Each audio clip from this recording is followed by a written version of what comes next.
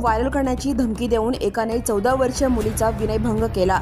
याबाबत कुटुंबियांनी विचारणा केल्यावर त्याच्यासह कुटुंबियांनी तिच्या आईला लाथाबुक्क्यांनी मारहाण, जातीवाचक शिवीगाळ केली। 3 नोव्हेंबर ते 7 नोव्हेंबर या कालावधीत ही घटना घडली।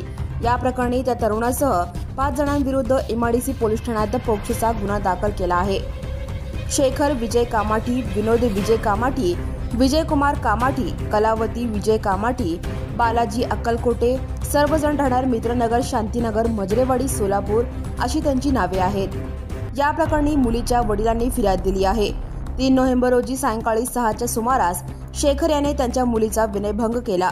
तसेच त्याच्यावर प्रेम न केल्यास फोटोचे स्क्रीनशॉट व्हायरल करण्याची धमकी दिली। तसेच त्याने अनेकदा तिच्या घरापर्यंतचा पाठलाग केला। पीडित मुलीने घरी हा प्रकार सांगितला। त्यानंतर तिच्या कुटुंबियांनी याबाबत त्याला विचारणा केली।